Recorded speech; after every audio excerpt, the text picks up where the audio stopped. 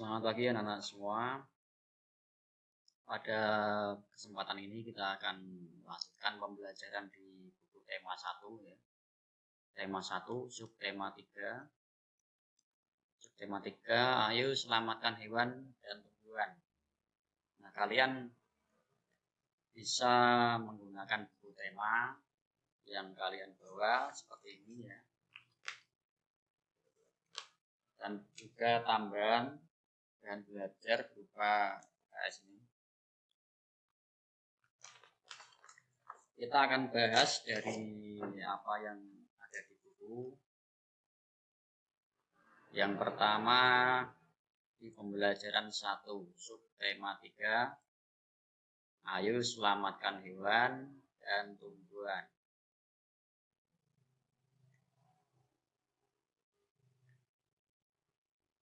Tahukah kamu harimau Sumatera, orangutan dari Kalimantan, atau badak bercula 1 dari ujung kulon? Nah, ada 3 hewan ya, harimau Sumatera, terus badak bercula 1. Nah, kita bisa lihat gambarnya ya. Harimau Sumatera, orangutan, dan badak bercula 1. Hewan-hewan tersebut merupakan jenis hewan Indonesia yang dilindungi karena langka. Apa yang menyebabkan hewan tersebut menjadi langka? Yuk kita cari tahu. Jadi ini gambar orangutan. Kemudian saya lanjut bawahnya. Ya, ini ada badak.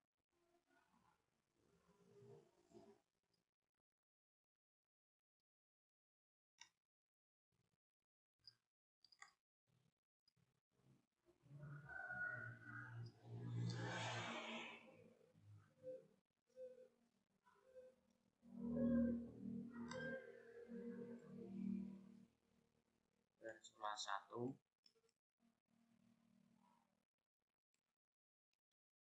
Nah, culanya ini. Ini adalah cula.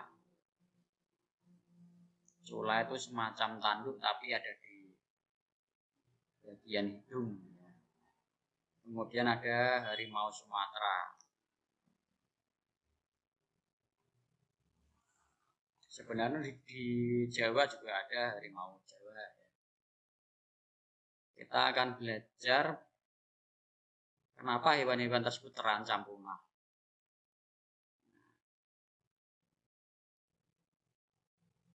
Perhatikan 2 gambar berikut. Jawablah pertanyaan di bawahnya.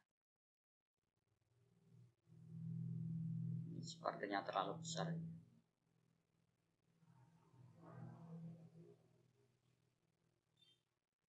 Apa yang terjadi dengan hutan tersebut apabila dijadikan perkotaan? Kalau tadinya hutan dibangun jadi kota,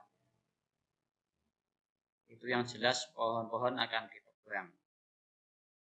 Karena ditebang, yang terjadi yang pertama misalnya hewan akan kehilangan tempat tinggal.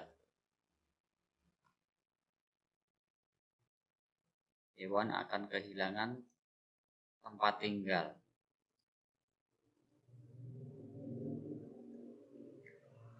Nah, yang kedua misalnya karena hutannya habis, hewan tersebut akan mengalami kesulitan mencari makan.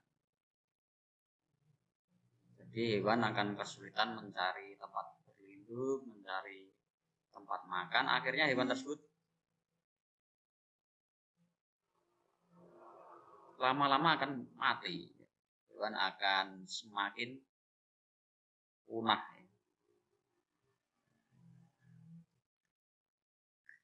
Dan tidak hanya hewan, tumbuhan juga menjadi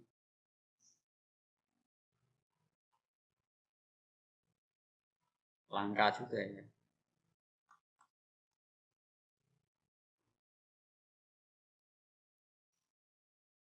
Makanya tidak semua hutan itu boleh ditebang. Ada yang dilestarikan, dibuat awet supaya hewan-hewan itu tetap punya tempat untuk tinggal. Bagaimana dengan nasibnya hewan-hewan yang ada di hutan? Nasibnya ya tadi kehilangan tempat tinggal, ya, kehilangan tempat tinggal,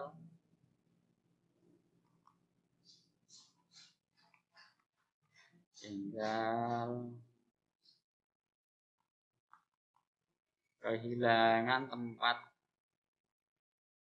mencari makan.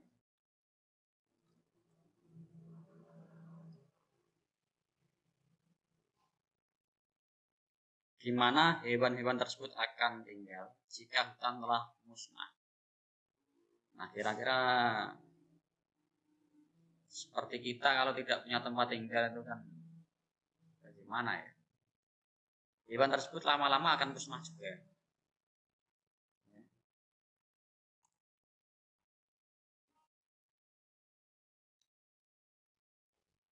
Seperti di berita itu ada hewan yang masuk ke perkampungan. Ya karena hutannya itu habis, hewan sulit mencari makan, akhirnya dia ke kampung. Misalnya ada seekor harimau tertangkap di perkampungan itu karena sebenarnya mencari makan. Kalau sudah sampai di perkampungan biasanya itu malah akan ditangkap. Ditangkap, ada yang dibunuh. Tapi ada juga yang warganya yang sadar, hewan tersebut diserahkan ke pihak yang berwenang misalnya supaya hewan tersebut nanti diselamatkan. Kita lanjutkan. Bagaimana pengaruhnya terhadap kehidupan manusia jika seluruh pohon dan semua hutan di bumi habis?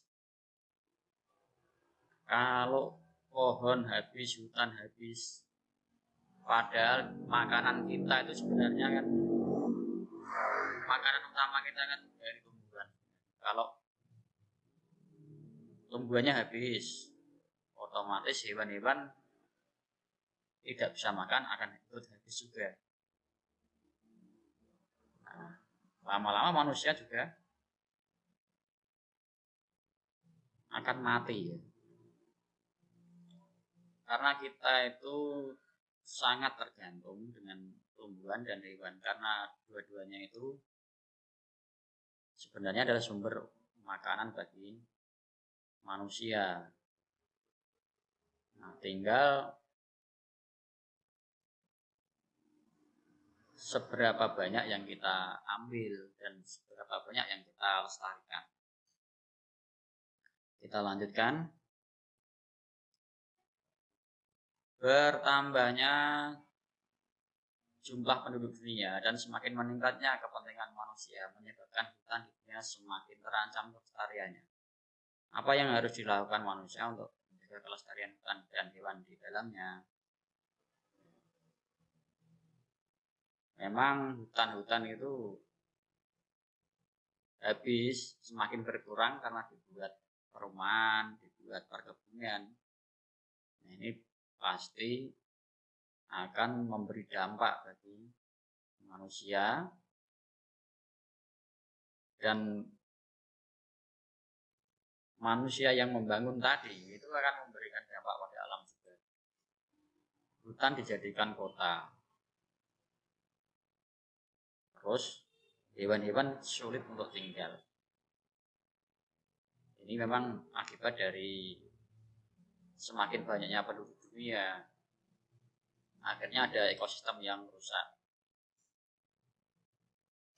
Mari kita lanjutkan. Ayo lestarikan hewan dan tumbuhan langka di Indonesia. Indonesia merupakan negara kepulauan yang kaya akan beragam jenis hewan dan tumbuhan. Setiap pulau di Indonesia memiliki hewan yang unik dan menjadi ciri khas pulau tersebut. Komodo di Kepulauan Nusa Tenggara Timur merupakan salah satu contoh hewan langka yang dilindungi oleh dunia internasional.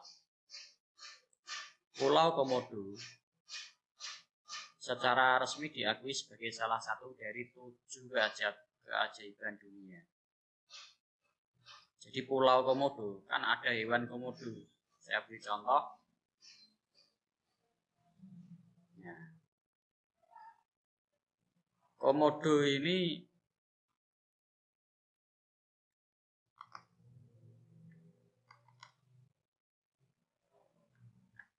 dia tinggal di Pulau Komodo.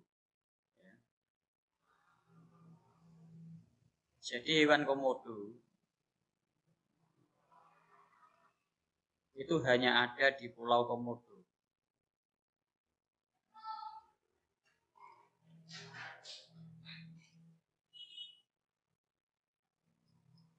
NTT ya, Nusa Tenggara Timur. Tidak ada komodo di pulau yang lain. Nah, kalaupun ada, misalnya di suatu kebun binatang, itu berarti ambil dari Pulau Komodo. Ini termasuk hewan yang khas, yang unik, yang hanya ada di Indonesia. Oleh karena itu, Pulau Komodo dan beserta komodonya itu diakui sebagai salah satu dari 7 keajaiban dunia. Ini salah satu kebanggaan kita bersama. Nah, komodo itu seperti ini. Seperti kadal tapi besar. Ini sejenis kadal. Ukurannya bisa sampai 2 meter, 3 meter, bahkan bisa memakan seekor kerbau. Nah, jadi kalau di Taman Nasional, kalian kalau datang ke Taman Nasional itu harus hati-hati karena hewan-hewan liar memang sengaja dibiarkan di situ supaya tidak punah. Mari kita lanjutkan.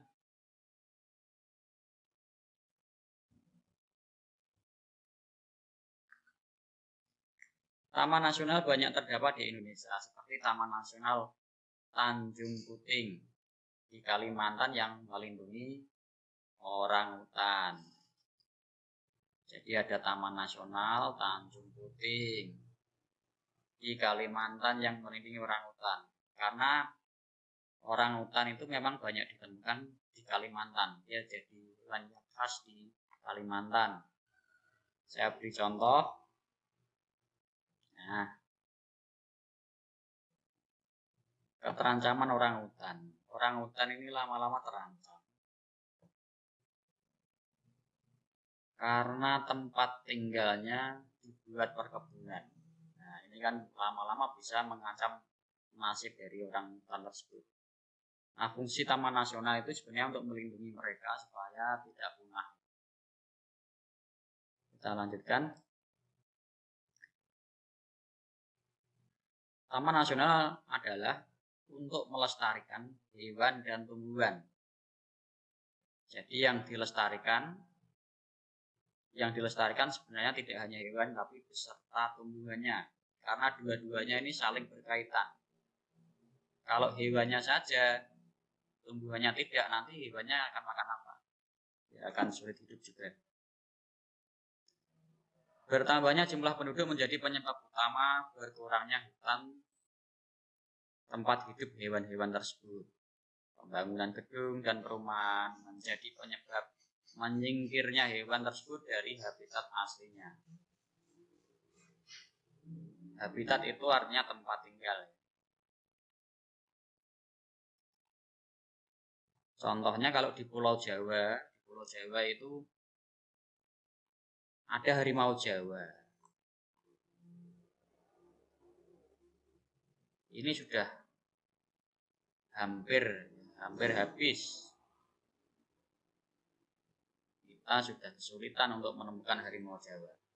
Ada badak bercula 1. Ini letaknya di daerah Ujung Kulon. Ujung Kulon, Jawa Barat. Nah, tadi sudah saya buka, ini Taman Nasional Ujung Kulon. Di Taman Nasional Ujung Kulon ini ada banyak sekali yang dilindungi, ada hewan-hewan, tapi yang paling utama itu badak bercula 1. Di sana ada juga rusa, hewan-hewan liar masih banyak. tumbuhannya juga masih alami. Nah, pertanyaannya, bolehkah kita berwisata ke sebuah taman nasional? Jawabannya adalah boleh, asalkan mematuhi aturan yang berlaku di taman nasional. Nah, itu tujuannya untuk keselamatan diri kita sendiri maupun keselamatan dari hewan-hewan yang ada di taman nasional. Kalau tidak berhati-hati, misalnya kita ke Taman Nasional Komodo, bisa dikejar komodo. Kita lanjutkan. Mengapa hewan-hewan tersebut perlu dilestarikan? Apa manfaatnya bagi kelangsungan hidup rakyat Indonesia? Karena hewan-hewan tersebut termasuk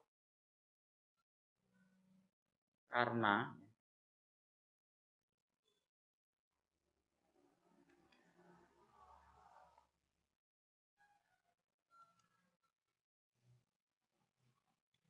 kekayaan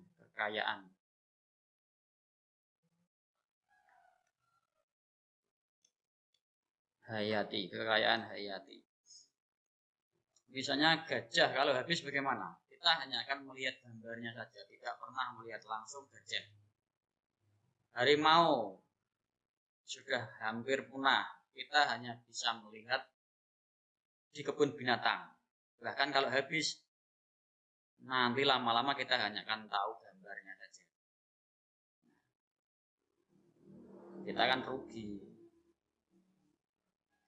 Bagaimana dengan hewan dan tumbuhan di daerahmu? Apakah kelestariannya terjaga? Nah, di daerah kita di Pulau Jawa ya, sudah banyak yang punah. Hewan, tumbuhan, itu beberapa jenis itu sudah punah. Contohnya ada jalak, itu semakin sulit. Kemudian harimau Jawa hampir tidak ada. Nah, dulu waktu tahun-tahun 90, waktu Pak Guru masih kecil, di hutan sekitar sini tuh masih ada kijang. Ya, dulu masih ada kijang. Kalau musim kemarau, kijang ini akan lari ke perkampungan karena dia mencari minum. Karena di hutan tidak ada air, dia lari ke kampung. Ini dulu masih ada. Sekarang sudah tidak ada. Kita lanjutkan.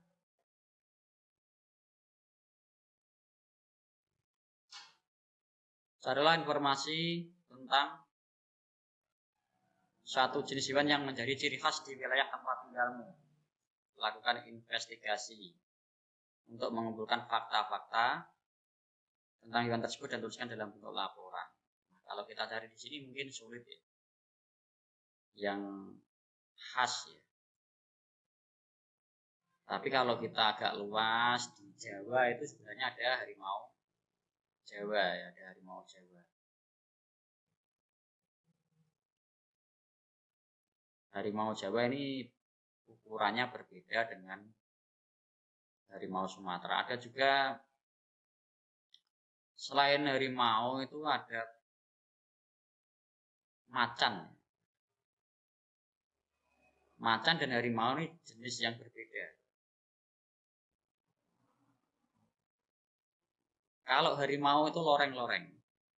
Nah, misalnya garis-garis seperti ini itu harimau. Tapi kalau macan,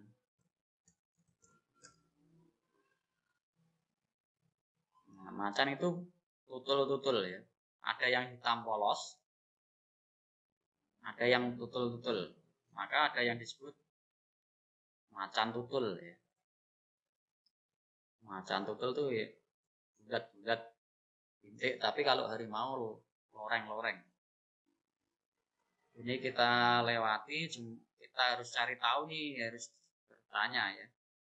Bertanya atau meneliti, karena di sekitar sini sudah kita kesulitan sebenarnya untuk menemukan hewan-hewan langka tersebut sudah habis ya.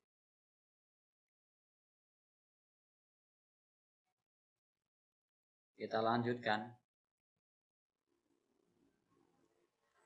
Kamu sudah belajar bagaimana membuat kesimpulan yang baik. Sekarang kamu akan mempraktikkan keterampilan tersebut. Bacalah kembali teks tadi. Berdiskusilah dengan temanmu untuk membuat kesimpulan dari isi bacaan. Kesimpulannya adalah apa? Bahwa hewan dan tumbuhan langka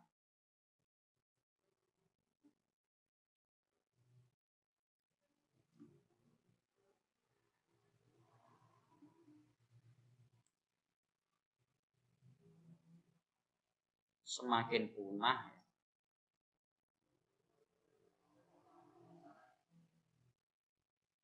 karena terdesak ya oleh karena hutannya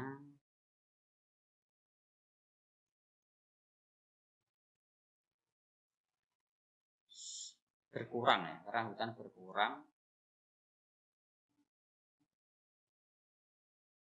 Kenapa berkurang? Karena dijadikan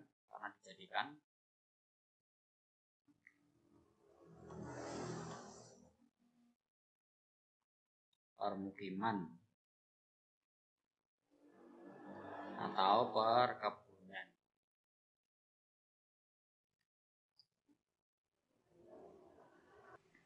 Mari kita lanjutkan. Ayo membaca. Hewan dan tumbuhan telah memberikan manfaat yang luar biasa, bukan hanya untuk penduduk Indonesia, namun juga penduduk di Asia Tenggara. Kondisi geografis itu artinya berkaitan dengan tanahnya ya. Yang sama membutuhkan pengaturan dan pemikiran agar penduduk dapat hidup berdampingan dalam memanfaatkan kondisi alamnya. Simak teks berikut.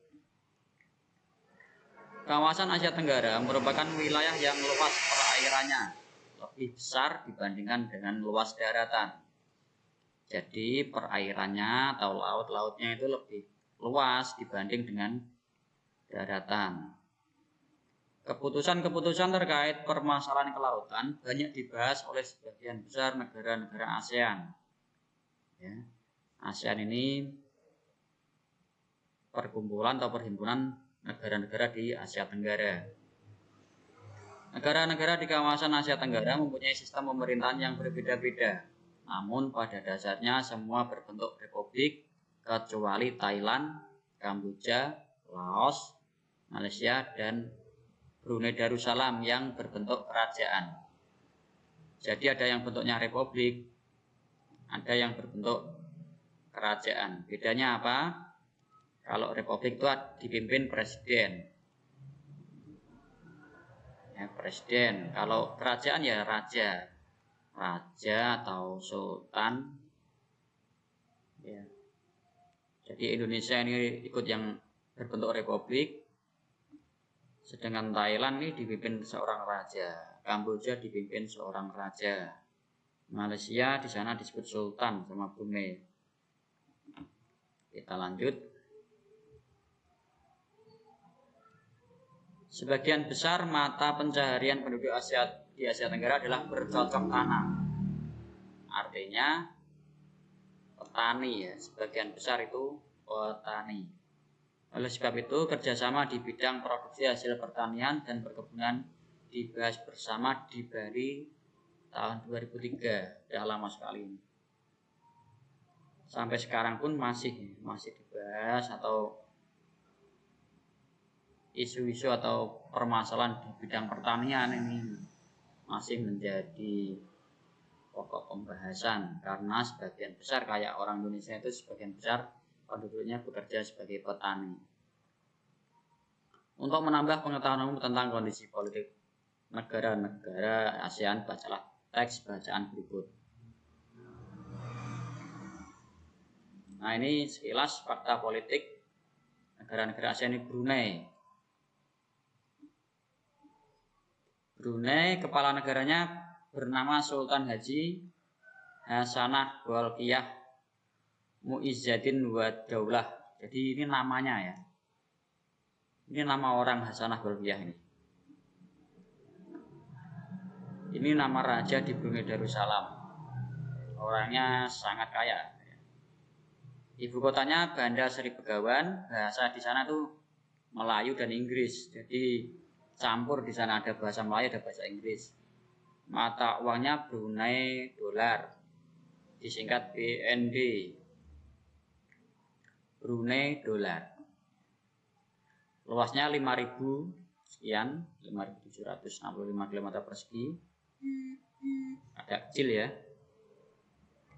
Jumlah penduduknya 422.675 jiwa pada Juli 2014. Sekarang pastinya sudah bertambah. Nah, 422.000 ini termasuk kecil, ya. Kenapa saya sebut kecil? Karena kalau di Indonesia, di Kecamatan Penawangan, itu sudah 150.000 lebih, ya. Di Penawangan saja satu kecamatan itu sudah 150 ribuan. Ini 3 kecamatan, berarti kalau dikali 3 450. Jadi di Brunei memang penduduknya itu tidak terlalu banyak dibanding dengan Indonesia. Hari kemerdekaan 1 Januari 1984 dari Inggris. Jadi dia merdeka dari Inggris tahun 1984. Lagu nasional Allah peliharakan Sultan. Brunei adalah negara kecil yang terletak di bagian utara Pulau Kalimantan. Brunei berhasil memperoleh kemerdekaannya pada tahun 1984. Setelah hampir 1 abad berada di bawah kekuasaan Inggris. Saat ini Brunei merupakan negara yang pendapatan per kapitanya tertinggi di kawasan Asia Tenggara. Jadi warga di sana itu pendapatannya tertinggi di kawasan Asia Tenggara. Jadi orang di sana makmur. Sistem pemerintahan Brunei berbentuk kesultanan Islam yang dipimpin seorang sultan. Maka dia bergelar sultan tadi. Saya coba perlihatkan untuk peta Asia Tenggara ya.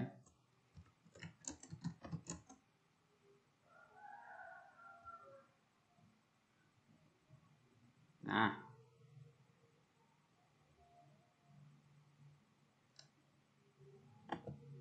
akan saya copy coba.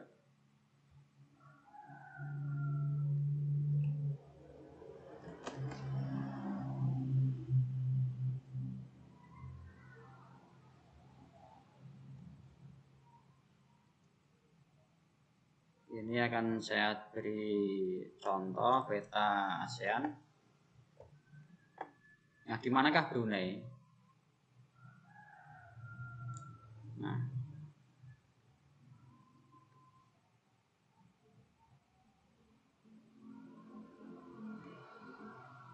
inilah Brunei ya.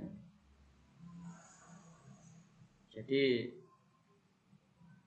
memang kecil ya. Dibanding Indonesia yang segini luasnya, yang biru ini Indonesia. Brunei memang kecil, maka warganya sedikit, namun walaupun sedikit warganya, mereka hidup dengan makmur. Bisa dikatakan Brunei ini paling makmur se-Asia Tenggara ini. Kita lanjutkan.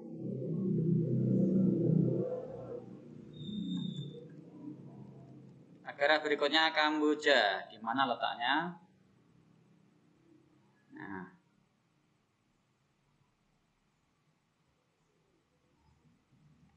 Kamboja ini di sini. Ini Kamboja ya. Jadi ini pantai, yang biru ini laut ya. Ini pantai, sini ini Kamboja. Atasnya.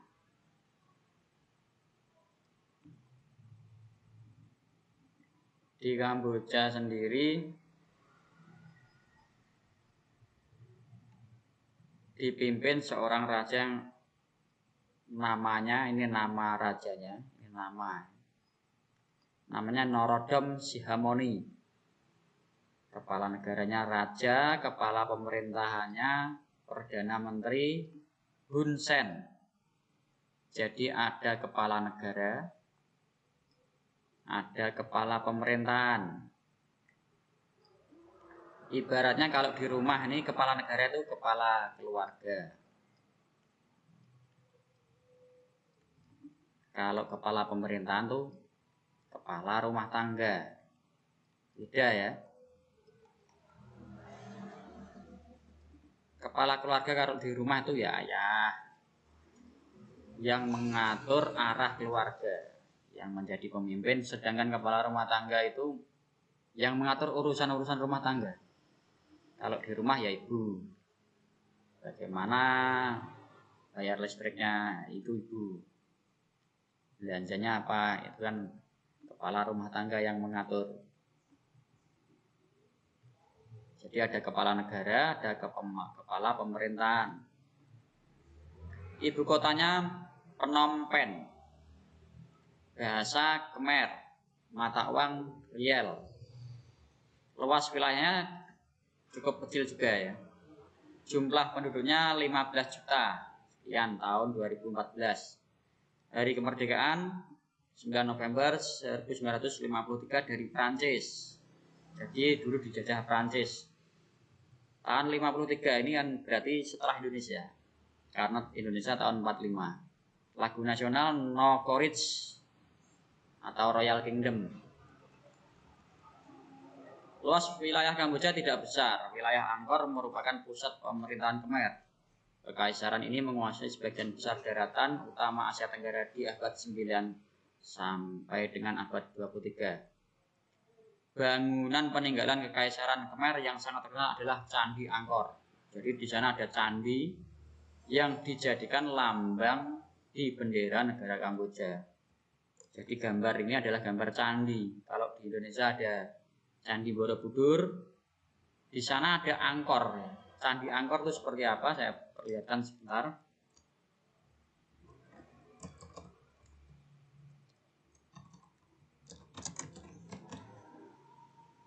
Angkor Wat ini di Kamboja. Nah,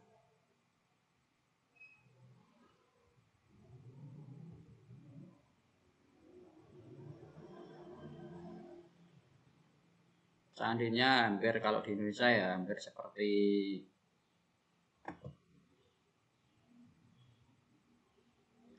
Prambanan, tinggi-tinggi.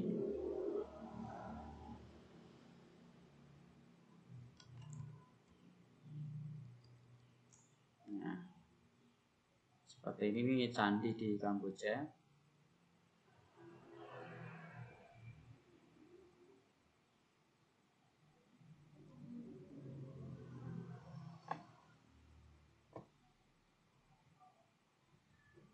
Ya, bangunannya menjulang tinggi. Jadi tidak hanya Indonesia yang punya candi. Di Kamboja juga punya sebuah candi atau kawasan candi ya.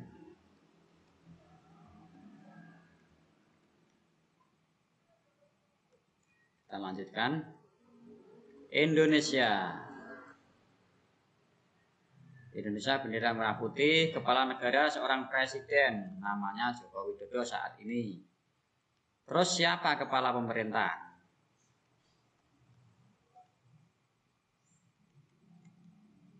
Kepala pemerintahnya juga presiden. Jadi di Indonesia kepala negara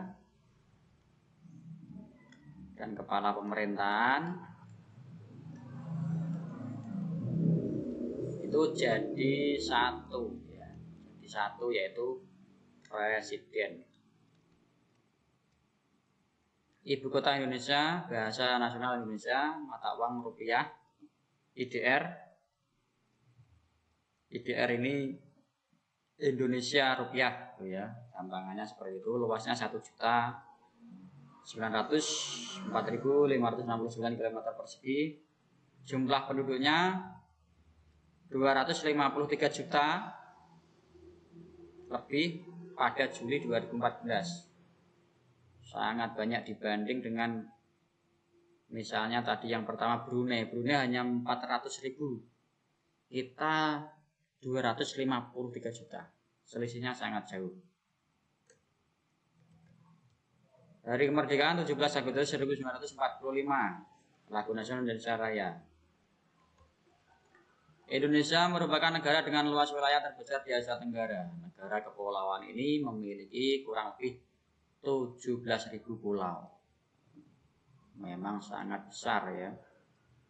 Oh segini, ini Indonesia ini. Ya. Wah. Di Indonesia ini paling luas di daerah Asia Tenggara. Yang lain cuma kecil segini. Kamboja ya ini. Kita ini sangat luas. Fakta tadi pulaunya ada 17.000-an lebih ya. Fakta geografis ini membuat warga Indonesia terdiri atas berbagai suku, agama, budaya. Ada ratusan suku, ratusan dialek. Dialek itu bahasa ya. Bahasa. Di seluruh wilayah Indonesia. Pancasila merupakan dasar negara yang ditetapkan oleh para pendiri bangsa Indonesia. Nilai-nilai yang terkandung dalam Pancasila diambil dari tradisi serta nilai-nilai bangsa. Nilai-nilai ini dianggap mampu menjadi landasan perilaku bangsa yang beragam latar belakang etnis dan budayanya. Kita lanjut ke Laos. Saya perlihatkan dulu Laos, di mana Laos. Nah, sebenarnya di sini ada lanjutannya gini ya. Ini daerah Cina.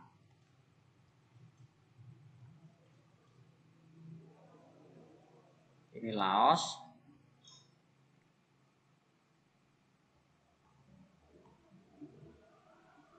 Laos ini termasuk satu-satunya negara yang tidak punya pantai.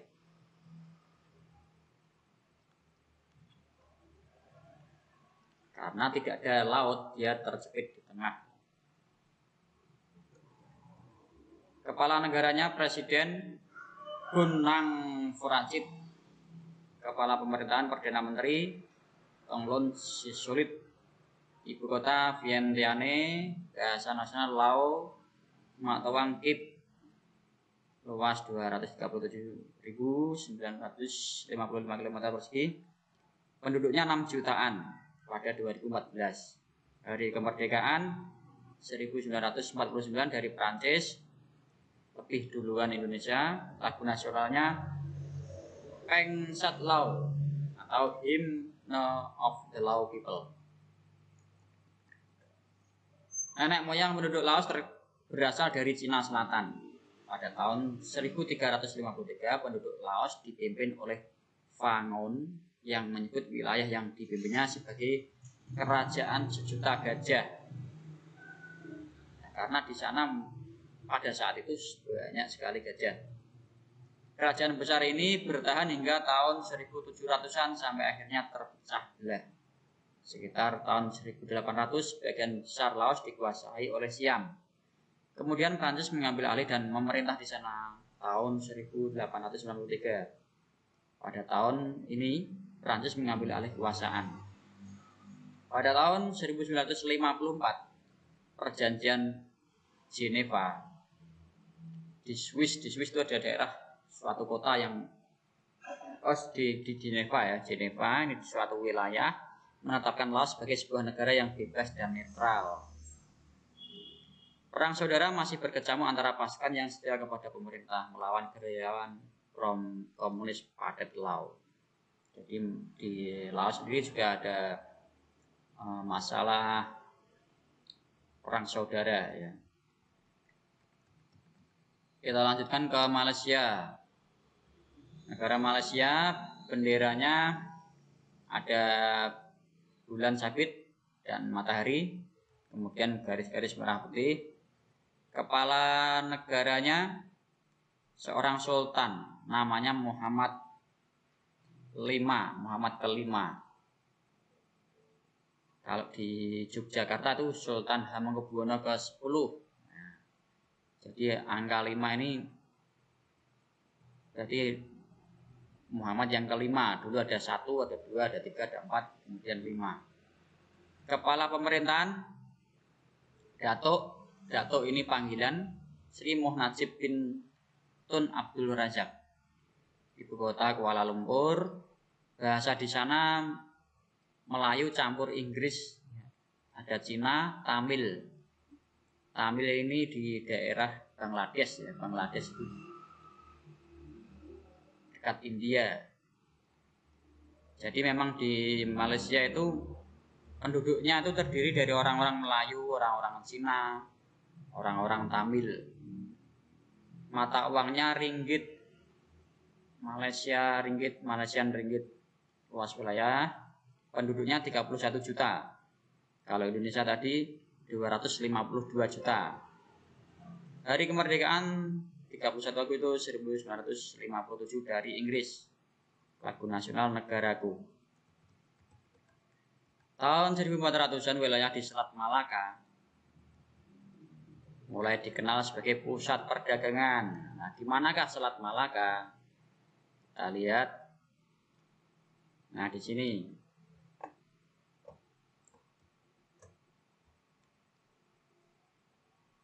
Coba saya besarkan. Ini adalah Selat Malaka di sini. Ya. Ini jalur strategis karena kapal-kapal itu akan lewat sini semua. Lewat sini baru naik.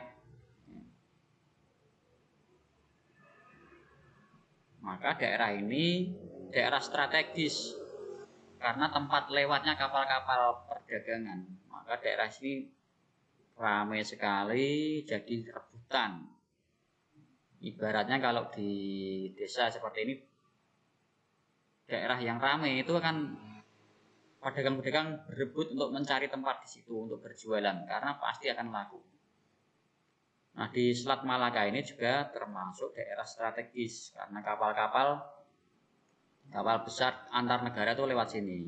Kenapa tidak lewat sini? Itu misalnya. Di sini ini samudra yang ombaknya besar ya. Ombaknya besar, terus terlalu jauh untuk menempuh, jadi dia akan boros bahan bakar. Kita lanjutkan. Sejak saat itu wilayah tersebut menjadi daerah yang diperebutkan. Tahun ini Portugis menguasai Malaka. 1641 ganti Belanda. Tahun 1780 Inggris. Tahun 1824 Belanda menyerahkan Malaka ke Inggris. Pada masa Perang Dunia II tahun 1940-an Jepang yang menduduki Malaka. Kemudian direbut Inggris lagi tahun 45. 3 tahun kemudian Inggris membentuk Federasi Malaya. Di tahun 1957 Federasi Malaya berhasil mendapatkan kemerdekaannya.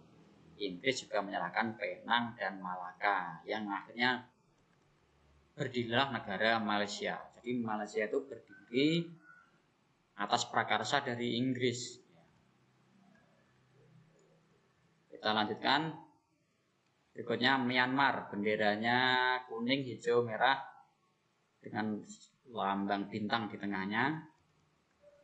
Kepala negara Presiden Hin Yao, Nai Pitao, bahasa Myanmar, Kiat, luasnya ini, penduduknya 55 juta.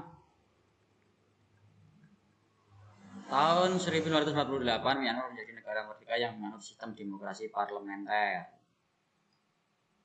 Kalau Indonesia itu demokrasinya presidensil.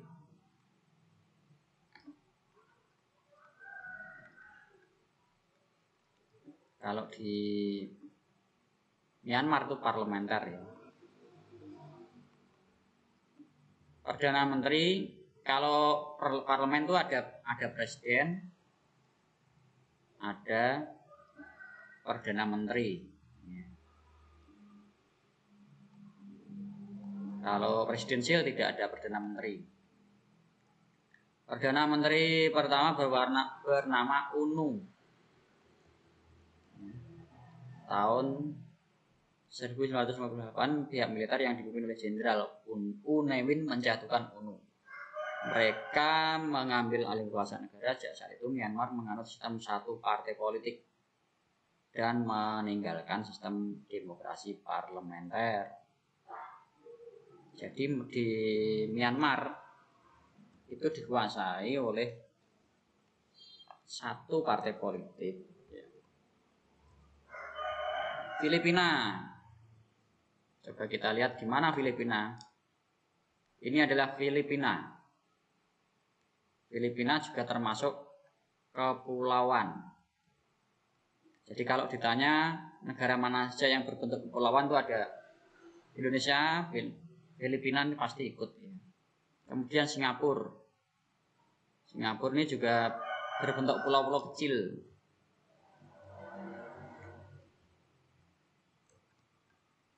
Dipimpin seorang presiden namanya Rodrigo Roa Duterte. Kota Manila. Bahasa Filipino Tagalog. Bahasa aslinya itu Tagalog.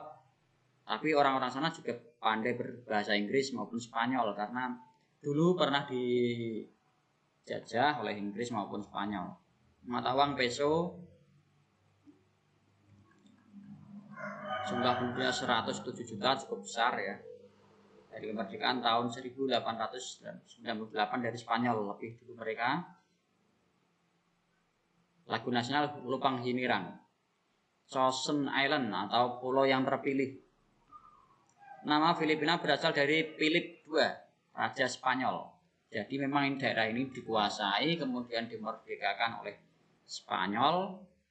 Karena rajanya bernama Raja Philip, nama daerah tersebut diberi nama Filipina.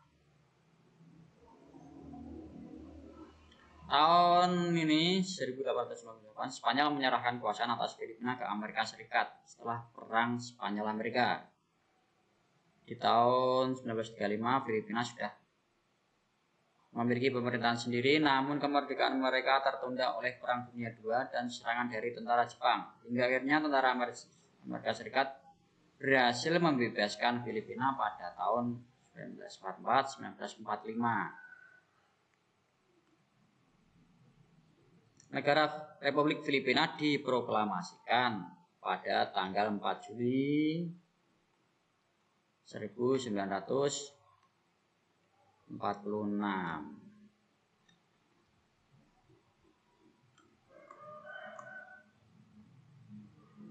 Jadi akhirnya tahun 46 itu baru memproklamasikan diri menjadi sebuah negara yang dikenal dengan sebagai negara Republik Filipina. Jadi tanggal 4 Juli itu hari Republik. Singapura bendera hampir seperti Indonesia, namun ada bulan sabit dan bintang yang sebanyak 5 buah. Kepala negaranya bernama Presiden Halimah Yacob. Nah, namanya Halimah. Siapa? Coba kita lihat.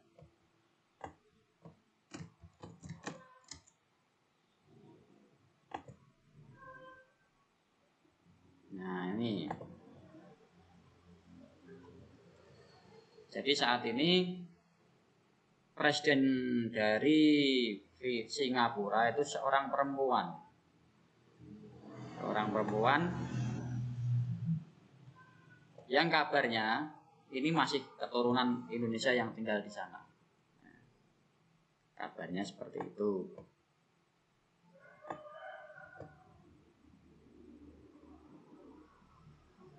Jadi kepala negara presiden, kepala pemerintahan, menteri, perdana menterinya Lee Hsien Loong. Ini pasti keturunan dari Cina ya. Nah ini profilnya. Ini adalah wanita pertama yang menjadi presiden di Filipina. Jadi sangat hebat nih sebagai perempuan karena bisa menjadi seorang presiden. Singapura ibu kotanya Singapura. Bahasa Inggris, Melayu, Mandarin, Tamil. Mata uang dolar Singapura, luasnya cukup kecil. Bisa kita lihat di peta. Singapura tuh segini nih, kecil ini. Ya. Tapi strategis karena ada Selat Malaka tadi. Jadi kapal-kapal itu berlabuhnya, bersandarnya di Singapura, maka mereka jadi negara yang makmur. Lagu majulah Singapura. Singapura adalah wilayah terkecil di wilayah Asia Tenggara, jumlah penduduknya paling sedikit. Namun Singapura dapat menjadi negara yang paling maju. Negara Singapura ini paling maju hingga dapat julukan negara kota, karena hampir tidak ada desa di sana. Jadi hal ini tidak lepas dari peran Lee Kuan Yew, pendiri dan Perdana Menteri pertama Singapura. Ia memegang jabatan Perdana Menteri selama 7 periode. Kalau satu periode itu 5 tahun, kali 7 periode 35 tahun. Sangat lama. Selama masa kepemimpinannya, Lee Kuan Yew melakukan banyak perubahan. Jadi tidak hanya maju di Asia Tenggara, tapi di level dunia Singapura termasuk maju. Selanjutnya Thailand. Benderanya seperti ini, merah putih biru putih merah. Nah, di sana kepala negaranya Maharaja, tapi di bahasa Thailand Mahavajira. Longkoin itu nama orangnya. Seorang raja karena di sana kerajaan. Untuk kepala pemerintahan Perdana Menteri Jenderal Prayut Chan-o-cha. Ibu kota Bangkok, bahasa Thai, mata uang baht. Luas wilayah ini penduduk 67 juta. Hari kemerdekaan karena tidak pernah dijajah, dia tidak punya hari kemerdekaan. Ya. Jadi ini satu-satunya wilayah di Asia Tenggara yang tidak pernah dijajah. Karena dulu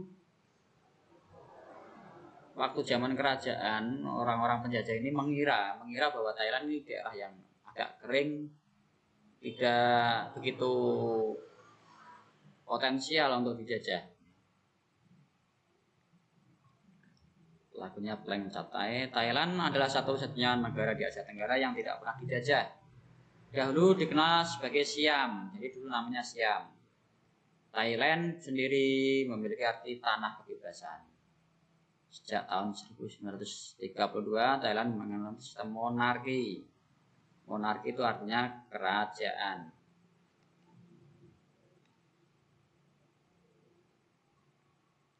Thailand mulai dihuni oleh manusia diperkirakan 2000 tahun sebelum Masehi. Waduh, ini sangat lama ini.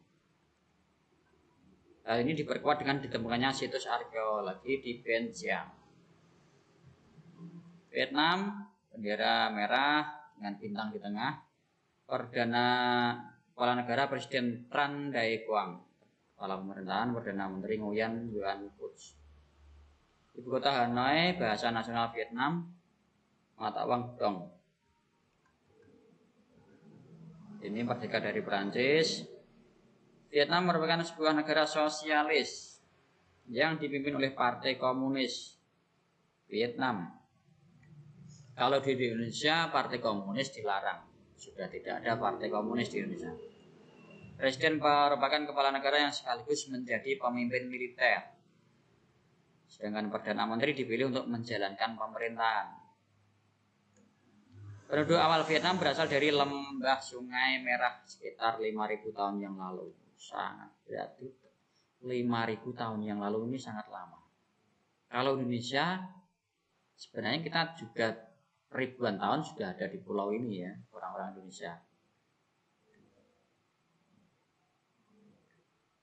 Mereka bertahan sampai tahun 2007 sebelum Masehi 207. Mereka ditaklukkan oleh seorang pemimpin Cina yang membentuk kerajaan bernama Nam Viet.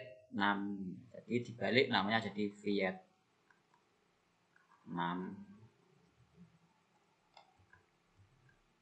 Itu tadi pembahasan tentang negara-negara di Asia Tenggara.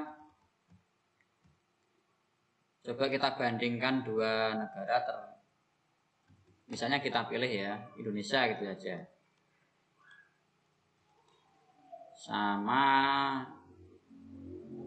misalnya Malaysia ya. Apa yang sama dan apa yang beda? Kalau di Indonesia ini kepala negara,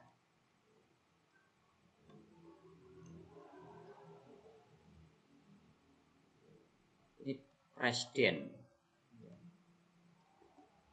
Kalau di Malaysia itu kepala negara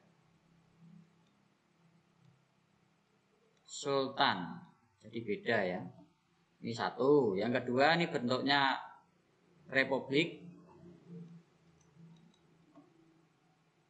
Kalau Malaysia bentuknya kerajaan.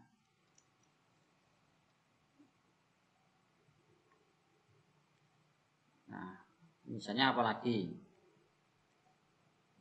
Kepala pemerintahannya. Ini ada Perdana Menteri ya, ada Perdana.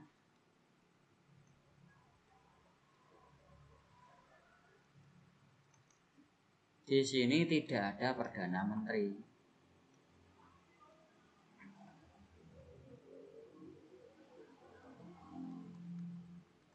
Nah, sini yang sama, ini yang tadi yang beda, ini yang sama. Apa yang sama dari Indonesia dan Malaysia? Keduanya misalnya berkaitan dengan politik, sama-sama anggota ASEAN dulu ya, anggota ASEAN.